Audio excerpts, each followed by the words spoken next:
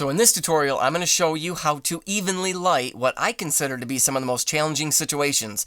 So let's get into Lightroom right now. I'm going to show you how we do it. Alright, so here is our ambient layer. All these images I'm going to show you are first straight out of camera. I'm going to put my preset bump on them. What I call, I call it an initial bump, but I was on the Leiwa 7.5mm f2, and I'm on a Micro Four Thirds camera, more specifically the Olympus EM1 Mark II. So, just so you know, when you're seeing like 8mm there, I'm actually not 8mm full frame equivalent. That's about 16mm. Technically, I'm at 15mm because it is a 7.5mm. Lightroom always brings it in at 8mm. So, I was at 1/6 of a second ISO 100 for this shot, and I am just going to do my Leiwa interior bump right there. And now all I have to do is just copy those settings so I don't have to keep coming up here to clicking on that. I can just hit paste.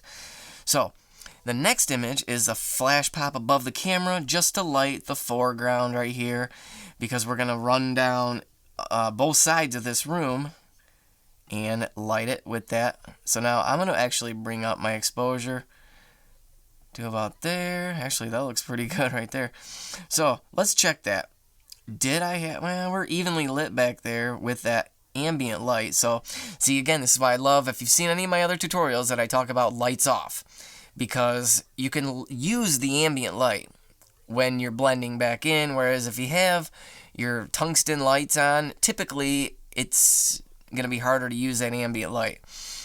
Unless you change it to luminosity mode and luminosity mode works for you, then you should be okay. But I wanted to light this part behind this beam, in between this one, and then I'm going to light on the other side of that beam. So let's just do our initial bump here. You know what? And I'm going to copy new settings again. We should have, see, we needed more flash power. That's why I've switched to that Godox 8600 now. So I would have been able to bounce light, and it would have been so awesome. Probably quarter power with that 8600 and light that really nicely. So I'm going to copy these because I probably was at the same flash power for all these, and yeah, I did get in on this side of that beam. There we go. Now we're doing the back. So notice how this actually allows light to fall easier into this side. Now if these were white walls, boom, we just bounce it right off the wall. And then let's light this side. Okay, bring up that exposure. Alright, let's hold down Command and click on all of our starred images. That's how I know that they need to be edited in, open as layers in Photoshop. Alright, now that we have our layers loaded into Photoshop, now we have to start running down and doing composites to blend ourselves out. So the first thing you want to do, actually, you know what we're going to do is we're going to make sure the top one's selected here. Come down here, hold down Shift, select the bottom ones so they all get selected. Come up here to Edit, Auto Align Layers, and then hit OK. Just in case we bump the tripod for whatever reason, we want to make sure all those layers are lined up perfectly. Let's see if we have any shifting. You'll be able to tell the border will shift. Not bad, just a slight out of alignment right there. Alright, let's click anywhere to uncheck. Come up here to the ambient layer, and let's toggle that off. Now we can toggle off this the flash pop above the camera, and now we can start running with these two. So I'm going to select the top one. I'm going to do a layer mask, Command I to invert. Make sure white's selected. I'm going to grab my gradient tool and just click anywhere in front of that hot spot over to the center of the room there. And now I'm going to take and hold down Command and select the bottom one underneath my mask, and I'm going to right click, merge layers. That'll group that into just one image. And now we can toggle that one off, and we can do the same thing to these two. And we're going to take our gradient tool somewhere in the center and drag over, blending those two in. And now let's Command to select that one, right click, and merge layers on that one. Now what we can do is we can turn this layer back on, but let's change this one to lighten mode. So now watch what it did. It's using the brightest parts of that image. And now we can toggle on the foreground one and turn that to lighten mode. So now, right there, we have a perfectly lit image with no ambient light. We really didn't even need ambient light.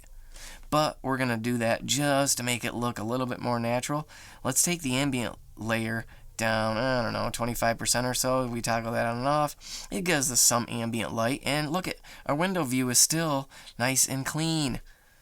Just a slight haze. If you wanted to, you could just do a layer mask, leave it white, take the black, make sure your brush is selected, and we have to turn it back on. But now we can just brush in that flash on those windows. But I'm honestly really don't even need it. So now what we need to do is, let's come down here, right click, flatten image, and I'm going to duplicate this by Command J, and I'm going to take my patch tool, and you see we have the camera reflection here. What I'm going to do is I'm just going to draw around it and then move this over somewhere. See, it's starting to bend. How are we going to get rid of that? Maybe like that? It's not exactly. It doesn't look too bad. Now, let's right click, flatten image, and then Command S to save it. Let's bring it back into Lightroom.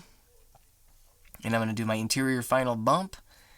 And the other thing I want to do is these speakers up here don't look very appealing, but we're going to use this beam as kind of like a frame and just bring that down right to about there. Check our verticals. We could line that up just a little bit better like that, and there you go. All right, so please leave me a comment if you have any questions about any of the stuff that we went over, and hit that subscribe button. Tutorials are coming out all the time. Thanks for watching.